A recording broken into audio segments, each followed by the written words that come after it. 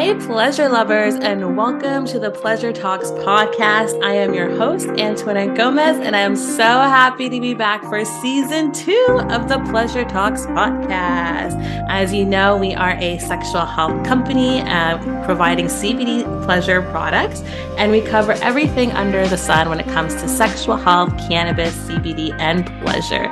This is a platform for people to share their own cannabis and sex stories. We love including other sex experts as well, sexologists, cannabis experts, to just join the conversation of cannabis and sexuality. Today, with our first podcast on season 2, I'm so excited that we have the one and only Carlen Costa. Yes, the everyday goddess. Yes, the clinical sexologist as well, who uses cannabis, and psychotherapist. This is going to be so good, so juicy, so fun. So get your joints ready and join us right now. Let's get into it. Carlen, how are you doing today, love? Hi, I'm so good. Yay, I didn't realize this was episode 1 of season 2. Thank you. I'm so honored to be here. Yay. Of course. Like, who else could it be? It had to be you. And once I found out that there was a sexologist that was mindfully using cannabis in their product, I was like, oh, OG number 1. We have to get her on the podcast because our audience wants to know. Yeah, sex and cannabis. It's so funny. What I love is that I talk about sex and then I talk about cannabis and then I talk about how to bring the two together. And they are two of the most stigmatized or taboo topics that you really can talk about these days. And I was just like, let's put them together and see if I can sell it and like help people heal with it. You know what I mean? So it's so fun. Yeah, I bet like your roadmap to just finding out this was even, a viable option must have been incredibly eye-opening. Like, in terms of like your sexologist practice, because I'm just so curious, like, how did you fall into cannabis? Was there like a cool study that came out, or like, how did you realize that it could even be beneficial? So I love this question because I often find that practitioners or healers or people who, support other people fall into it because they have had monumental experiences themselves. Right. So, so I went to school as a social worker to be a psychotherapist, to do all of that work. But at the same time, I also became a medical cannabis consumer. So I got my medical cannabis license in and around the same time, even though I had already been like a recreational consumer like for years prior to that, right? Like, you start off when you start off, most of us start off in like our teens or our 20s. And I just started to recognize how cannabis was helping me. And one of the ways that I started to recognize that was with my sexuality, with my own expression of sexuality, especially I was going through like sex school and doing all of these things and really pushing my own boundaries, pushing my own understanding of the capacity of our bodies, and then applying how I was healing my life to supporting other people with their mental health, with their own sexuality, with their own consumption, and being like, okay, if I can do this, I can also do this, learn about how to do it better, and then support people who need access to this information. That's beautiful. So that's kind of what happened. Yeah. That's what happened. I squirted all over some guy's face and was like, it's the weed. Like that's like the short form of the story, Yeah, I love it. I love this journey that you've gone through. I find that you are right, hitting the nail right on the head when it comes to a lot of people use their own cannabis experience and find their own business avenues, or just wanting to share the plant with their experiences. It could be life-changing in so many different ways. We know this on the podcast when it comes to endometriosis patients or fibroid patients learning about how using cannabis or CBD can help their sex lives and finding tremendous, growth in their sexuality and pleasure. So I'm so happy that someone's doing it from the sexologist, especially the clinical sexologist space, but also the psychotherapist space as well. I think they're both so incredibly important to the industry. So with that being said, I'm so excited. Like, could you walk me through what it would be like to, work with you, what it would be like if you had a person that was wanting to use cannabis within the bedroom mindfully? I love that. Thank you for asking that question, because that can be a question that people ask me. They're like, "Oh, but this is like, it's new to me, right? It's a little bit scary, and like, you're cool, but you got a lot of energy. So like, how can I feel safe in accessing this information from you?" Mhm. Right. And so that's why I really appreciate you asking this question, because there's a few different ways that people can work with me. So the first way that you can work with me is by signing up for just a one-on-one therapy session with me. It's a cannabis therapy session. We specifically talk about cannabis. I provide you resources that you can consume essentially on your own time, not actual weed, but information, right? Evidence-based information and research that helps you make informed choices with how you're consuming cannabis and what kind of cannabis that you're doing. And sometimes that looks like, we talk about what has impacted you, because cannabis can be really, really great, but cannabis can sometimes be I don't want to say the Band-Aid, but cannabis can sometimes, let me rephrase that. Cannabis is a really great tool to support any type of discomfort you're having, any type of mental strain that you're having, right? But what we need to do in that session is also start to go a little deeper and uncover what the source of that anxiety is, for example, what that pain is, for example, right? Cannabis is a tool that helps you manage those things. And that's how I come to it when I'm working with my patients one-on-one, is that's how we talk about it. Is how can we use this tool to manage what's going on? And then in the session, we go deeper to understand what the root cause of it is. Ooh. And yeah, which is pretty neat. So that's what a cannabis therapy session with me is. But if you also are just like, I already know, I just want to use the weed, like, how can I just do it better? I also have a self-guided workshop called Love Stoned on my website that you can go and you can just sign up. It gets delivered to your inbox. There's like an hour webinar and resources and terpene profiles and all of that good stuff that I would present to you in a session one-on-one, but that you can just self-guided and do on your own. So that's one of the main ways that you can directly work with me. And then other than that, just by like listening to me talk to amazing humans like you and like in events and tours and all that stuff. So yeah. That's amazing. You have so many resources for so many different walks of people as well. Some who want to be a little bit more involved or some a little bit hands off.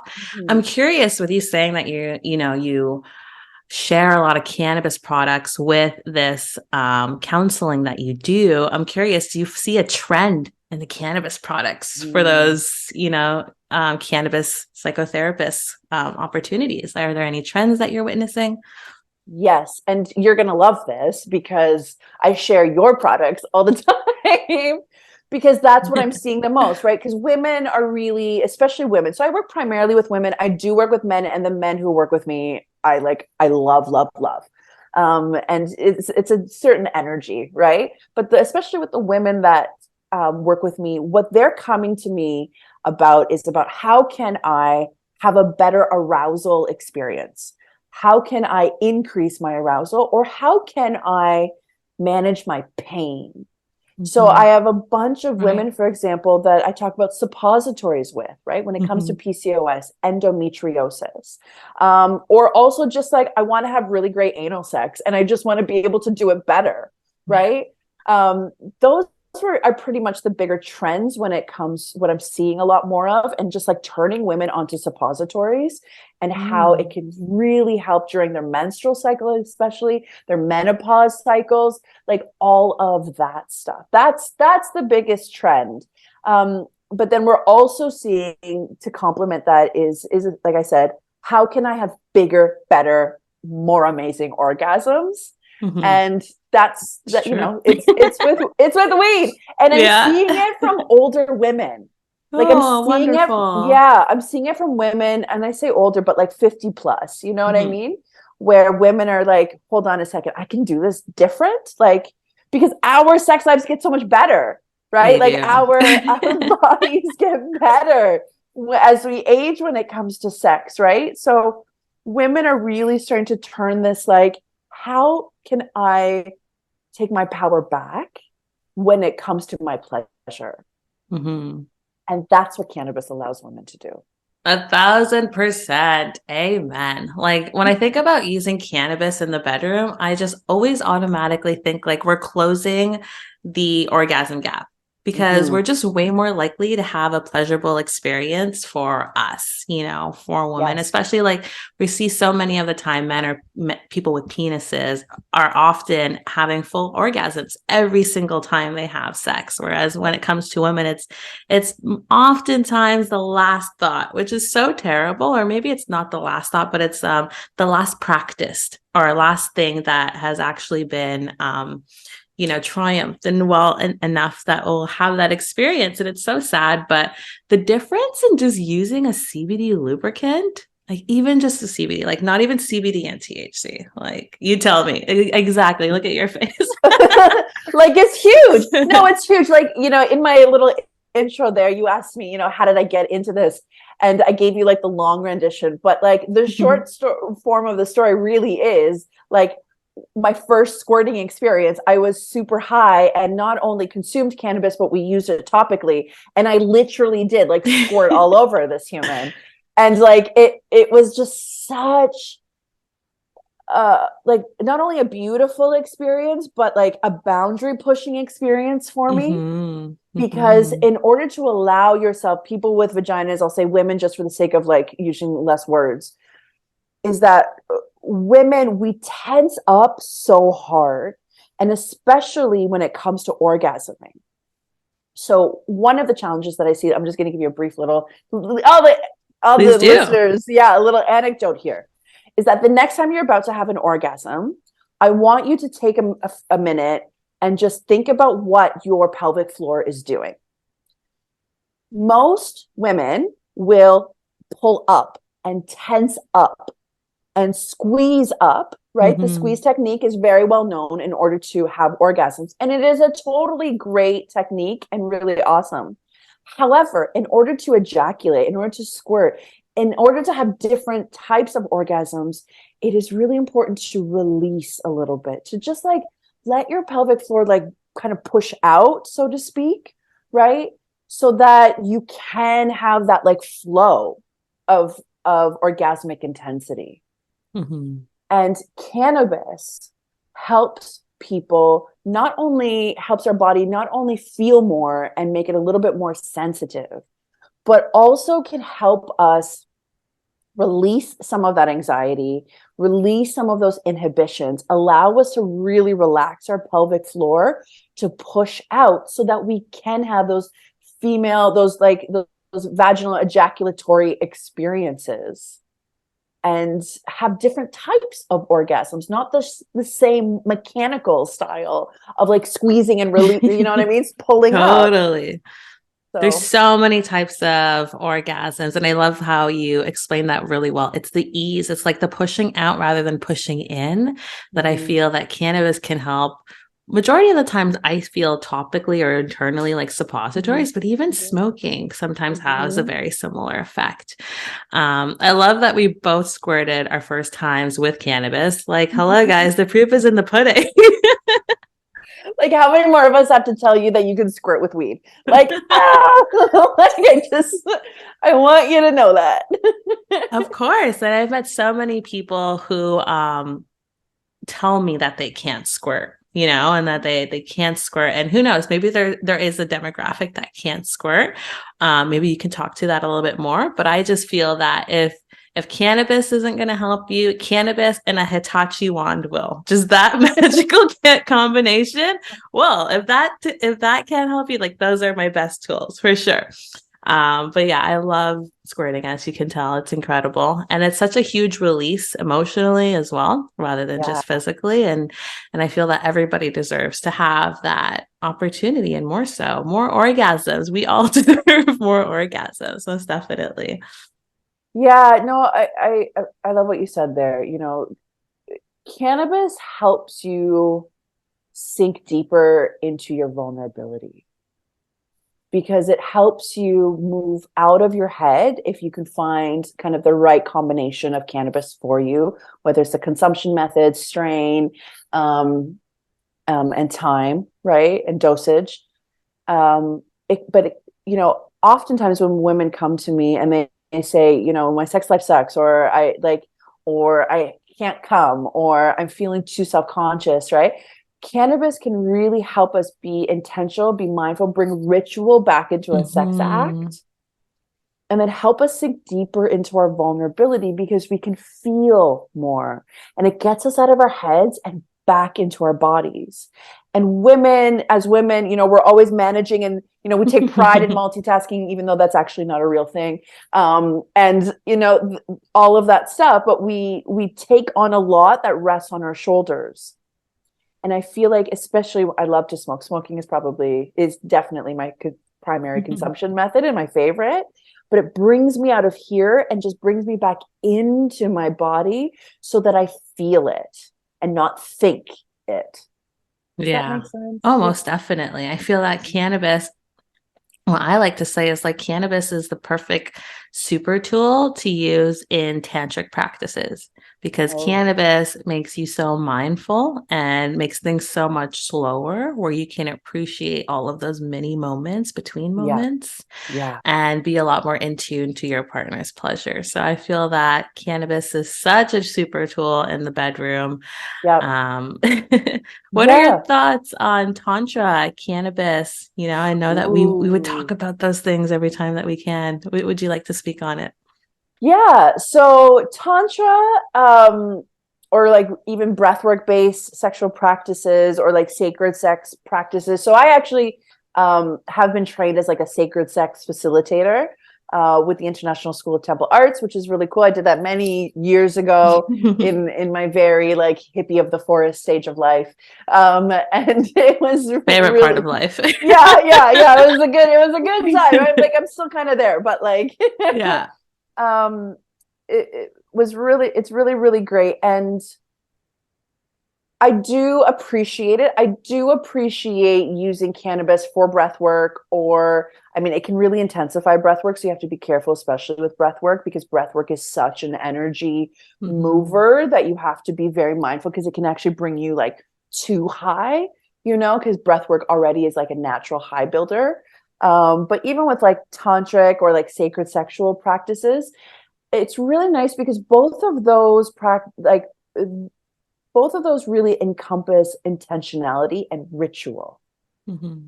And that's a connection that especially women have with cannabis, which is like, I touch the flower, I grind the flower, I roll the flower, I'm putting my energy and my intention into the flower, right? Or even with like a lubricant, using it as a topical or a suppository. I touch the product, I see the product, I pre-apply the product. So I'm preparing myself already mentally, and then also supporting it physically to be able to be present. So I love it when it comes to that type of like tantra or any type of deep sacred sex work. I think it's great.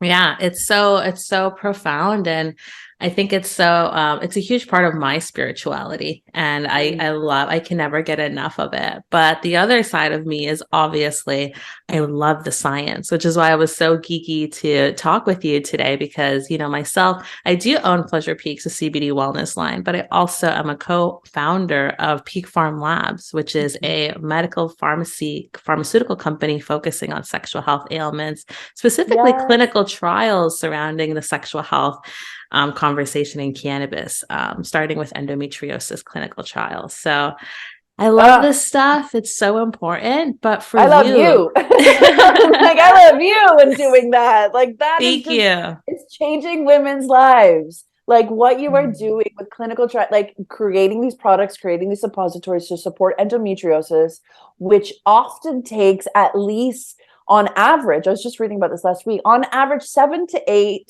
or 8 doctor's appointments before you even have any sort of like an inkling that someone's like, maybe it's endometriosis or any type of confirmation, right? So I think it's just so great what you're doing, because what your products do is provides a tool, a resource, a support where the medical system already fails women. And allows us to manage that while we are already trying to manage our experience in the Western medical system. And I think that that's what you're doing is why it's so important, because it allows people to find some relief while they're going kind of through the fight for advocating for their health. Thank you. Yeah, it's so incredibly important. 10 years in the making, guys. This community is so important because of all of you listeners at home who, support this brand and support this conversation to be heard, right? I think it's just so important because it's just not talked about enough today. So with clinical trials and the latest studies that have come out so far, what are your favorite things that you're witnessing? There's a lot of things coming out, which is great. It's about time, and it's like a lot of these studies are finally just ending that have been going on for a few years now. So it's really great to hear the latest studies that I know about, but I'm curious, what are you hearing about? And, what are the audience going to love about? Yeah. What's new? Yeah, no, what's new? What's new with science? You're on your next top podcast, right? But so what I really am enjoying watching is how prior to even 2018, every study about sex and cannabis was like, it's bad.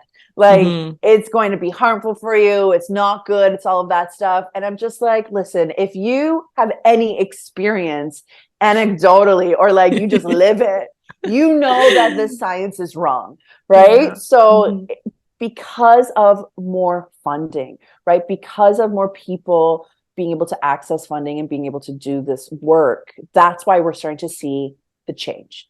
We are actually starting to see studies that do support cannabis and use for your sexuality. So studies have found that, for example, women are using cannabis to help manage menopause symptoms like hot flashes, night sweats, insomnia, and vaginal changes like dryness, for example. Women are also reporting in these studies. There's this like really big study that actually happened in 2019 out of Missouri, which is like really interesting. Yeah, because like Missouri is like anti and everything pro-woman and pro-life. So like, sorry, pro-choice. They're too pro-life, to be honest with you. Not even pro-life. That's not even. Sorry, now I'm just like meandering on, but like I'm just going to make a statement that the term pro-life is complete garbage and a waste of the statement because it's not real. If you are pro-life, then you are pro-supporting women and fetus and cells and baby throughout the entire life cycle, not just when it's convenient to you. So anyways. 1,000%. Yeah, you're pro-forced birth. Anyways. But we're also seeing studies that are saying that women are reporting, or people actually are reporting, a 60% increase in their desire for sex. So this one study was showing a 60% increase in desire for sex. So even people just wanting to have sex, which is often the first stumbling block that, people can kind of occur. It's like, I don't even want to do it. Like, I got a lot going on, right? I'm too busy. I got a lot going on. I don't have time for this. Yeah. So cannabis is showing people that it can actually help increase that desire. As well, 74% of people are reporting an increase in sexual satisfaction overall. So that's what's really great about it, right? You don't actually have to like shift too many things up and change too many things up. Sometimes you just got to like smoke a little weed and it makes everything just so much better, right?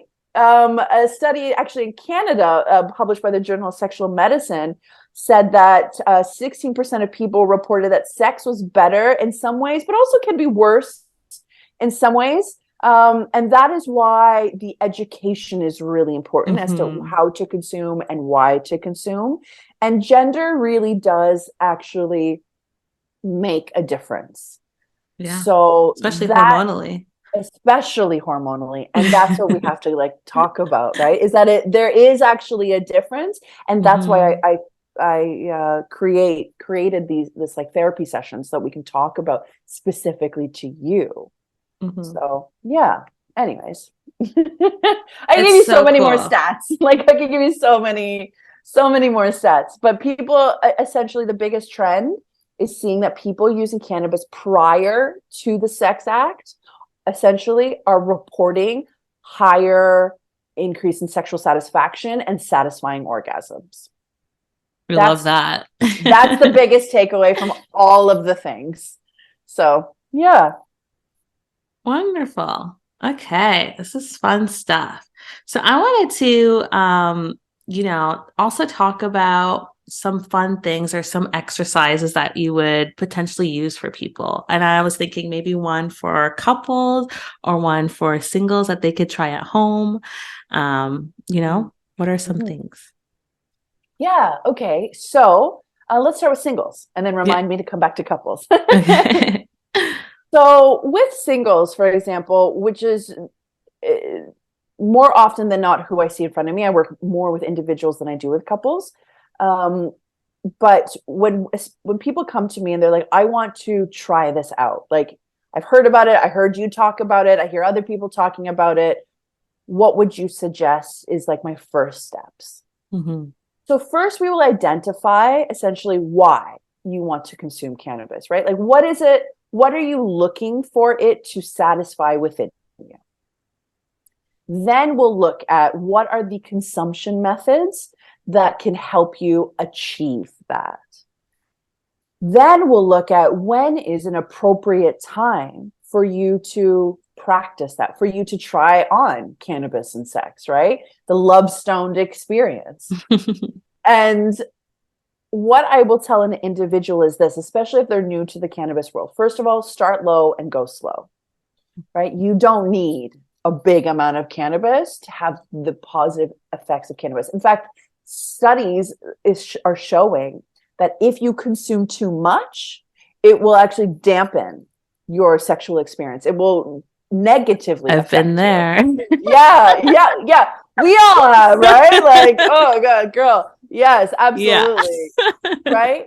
So starting low and going slow is where I start with everybody, regardless if they're an individual or a couple. And when I say start low, I'm like, let's start with like a 2 milligram edible. You know what I mean? Or me too. I always tell people you can start with 2 milligrams or even 5 milligrams. And people are always like, you're not going to feel anything. And I was like, you might not feel anything because you're used to 20 milligrams or 100 milligrams. But new consumers can get a lot of bang for their buck and a lot of pleasure just from 2 milligrams alone, for sure. Absolutely. Whether it's an edible, a drink, or even, how many puffs do I have to take from my vape pen or from my joint in order to do that? Yeah.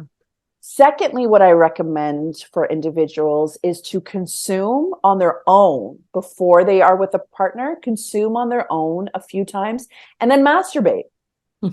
Right? So that you can learn and better understand what your body is feeling, what the sensations that you will feel. That will also help with any type of performance anxiety that you may have with respect to showing up for another person. If you can become more comfortable with what it feels like, then you'll better be able to share that with someone. Yeah, most definitely. I'm always advocating for self-pleasure, self-masturbation. It's just so empowering, especially like for women, because a lot of women can't make themselves orgasm as well. So I find that is so incredibly empowering, and exploring you'll be shocked by it's just you. It's still the same you, but you can still learn different ways of pleasure, which is so fascinating and such a beautiful thing about life too. Yeah. And then we can look at other tools as well. So not only cannabis, but looking at actual pleasure products. So different sex toys and different places on our bodies that we are curious and interested in exploring and stimulating in order to have those more satisfying orgasmic experiences. So then when it comes to couples, it's like kind of all of that stuff. However, what we do first is talk about negotiation and safe negotiation and what that looks like. So one huge of the first topic, like consent, right? Yeah. Like with yourself, you're already consenting, but with another person, there is an added layer of consent that's really important. Almost definitely, but also just different types of pleasure, right? And trying to make it all match together. It's a negotiation, or like what my friend Ashley Manta says, it's ordering a pizza. Have you heard that one? That analogy? It totally is like ordering a pizza, right? And some days you want like a white sauce with like bacon and mushrooms, and some days you want a red sauce with olives and pepperoni, right? Like you just exactly. but the point is that the deli is always open. You just got to decide what you want to order that day, right? And order together, right? Yeah, Yeah. and order together. Have you ever ordered a pizza with a partner? That and putting together IKEA furniture, like I think though that's how you test the longevity of of a relationship. It's can you put IKEA furniture together, and can you order a pizza? Yeah. It's true. It's so fun. But so as coming back to this idea of with couples is, first of all, it's negotiating what kind of what are the consumption methods that you want to partake in, because one of your partners may want to consume in one way, but your other partner may not want that effect like upon them, right? Like they may not want that experience, and they may want to consume in a different way, right? So sometimes people want to use like a topical cannabis product, and some people want to smoke, right? So negotiating how you're each going to consume cannabis or not, first step. Mm-hmm. Then the next step is also negotiating what the sex acts prior to your consumption will be, right? Like you can like free flow Prior to consumption, yeah. Underline. Underline, right? asterisk, exclamation marks in bold red letters. It's like going grocery shopping after you smoke a joint. It's like you buy everything, right? And it doesn't make sense. So think of it the same way if you're wanting to try that in the bedroom for the first time, right? Absolutely. Yeah. And then you open up your fridge and I'm like, why did I buy that? Like, what was I thinking? Right. But yeah. That's the thing, because cannabis can or does decrease your inhibitions, right? Mm-hmm. And consent needs to be informed. So prior to consumption, prior to any type of intoxication, you need to negotiate that in advance. Yeah. And I just like to add on top of that, the reason why consent is so important is because, well, like it's a deal breaker, number one. Yeah. But number two is that I think of, since it's cannabis and it is a drug, a lot of people are subject to drug testing, even like, you know, a regular bus driver or, you know, just for any reason, like a job can drug test you for whatever reason sometimes. So I think it's important that people understand if they are using a cannabis lubricant versus a hemp lubricant. A cannabis lubricant has THC in it, which will probably show up on a drug test, where if you use a CBD lubricant, you're most likely not going to show up on a drug test. But at least if we have that conversation, a person can make the best educated choice for themselves. So consent is so incredibly important for multiple reasons, especially because it's a drug that is illegal when it comes to a lot of things, and it's a lot of fun. And yeah, it could be even be legal in your state. But if they are subject to drug testing, just something to know when you're looking for THC versus CBD products as well. Absolutely. Yeah. And I wanted to get in, like, it's so cool that you wrote a book. I did. Yeah. And I'm so curious, like, what is the book about? Who is it for? It looks so cute on your table because it says love on it. Like, who doesn't want it? Right. And who doesn't love you? I want the book. So let me know what's in this goodies. So it's my book, Love, The Women's Guide to Not Fucking Settling. Bestseller, 4 times bestseller on Amazon, which was pretty cool. It's a really lovely quick read. Like I wrote it because I was like, I want to write my first book, to be honest with you. Mm-hmm. I'm currently writing my second, which is really great, and that's going to be a whole experience now that I've had this experience. But great. I love this book. It's your first book, it's your first baby, and this book is all about how I navigated through toxic relationships in my life and different exercises and things that you can do in order to reflect on, you know, healing from those spaces. Mm-hmm. This book is about recognizing I've been in toxic relationships, or I am in one, or I've gotten recently out of one. And now how can I heal from it and become better and grow and turn my pain into power? That's what this book is all about. I love that. I'm curious, is it written in like your voice, like from like a sexy cannabis stoner experience? rather than like a guide, but like maybe both. Yeah. Yeah. Okay, It's not very fun. sciencey. It's like a fun, easy read. It's very much like, hey, like this is my life. I think all the um, listeners are like, yeah, we want to hear the stories. yeah, We want yeah, it. yeah, right. So there are stories in here about some of like my lovers, and like actually the big story is about, I think everyone has that like one big soul crushing relationship in their life that they thought was going to be something, and then it ends up not being something. Yes. Yeah, right. We all have that, right? I was like, everybody's like, yeah, I know that human, right? And that's really what inspired this book, is because I chose to leave that relationship, Mm-hmm. because that relationship continued to gaslight me and, was making me think that I was like fucking something crazy, or like, you know what I mean? And then I snapped myself out of it and like ended that relationship and was like, no, like I will not settle for this level of love. I will not settle for this level of relationship. I am worth more than that. I'm a fucking goddess, right? Like as my sweatshirt Everyday says, goddess. right? Yeah, one who will not be tamed, right? I will not settle for mediocre love. And that's what this book is about. I also have an emotional makeover therapy program that goes along with this. So if you read the book and love the book, and then you're like, okay, how do I apply this to my life? You can always sign up for my therapy program. And then I'll like actually one-on-one support you with coming out of essentially, some of that darkness, and really looking at what our own limitations, all the ways that we gaslight ourselves and manipulate ourselves, and really get clear about the love and the personal power that you want to have in this life. And cannabis will be part of it. Of course it is.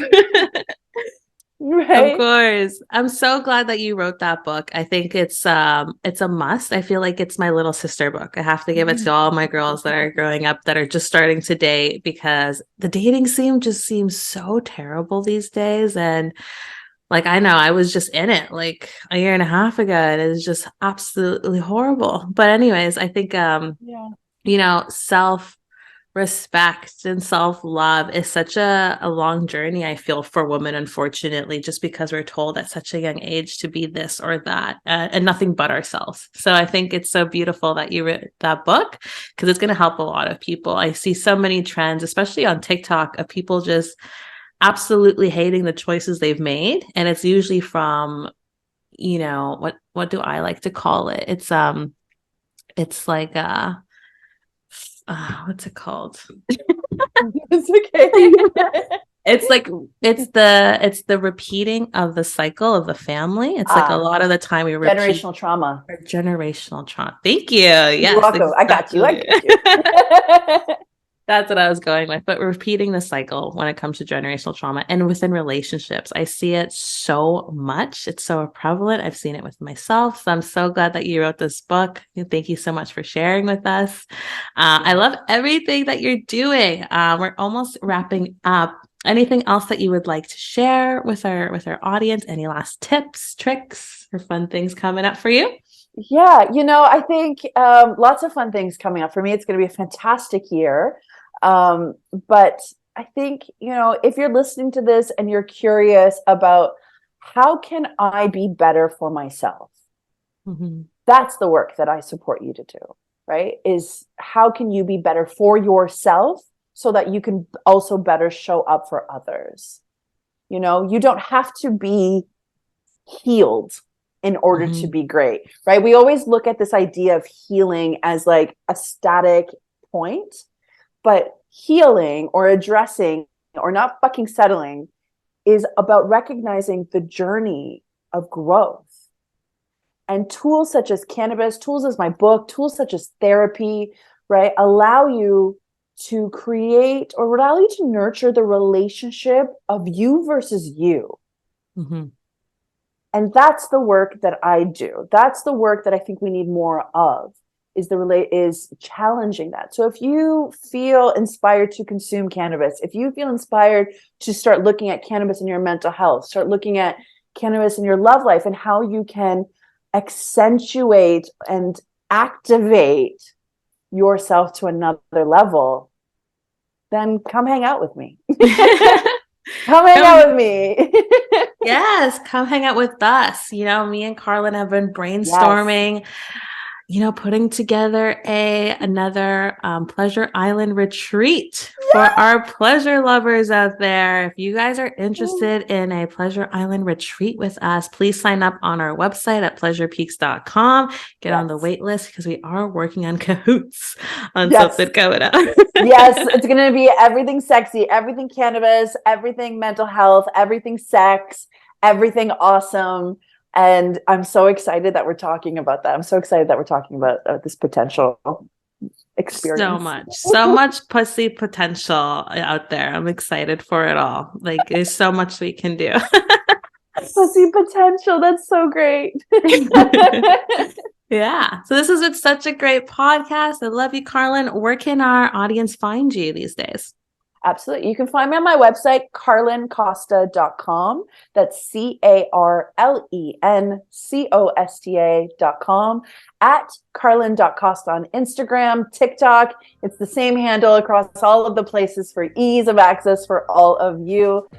And check out my programs, check out therapy, working with me, or just come and join the community where I will be sharing my space with awesome women and awesome humans such as Antoinette here at Pleasure Peaks and what that looks like. So thank you so much for having me on here today.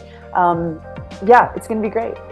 Of course. Definitely check out her TikTok and her Instagram. She has a thriving community of pleasure lovers as well. So I'm so excited to join forces. And again, thank you so much, Carlen Costa. Until next time, see you guys next time on the Pleasure Talks podcast. Take care, lovers. Ciao.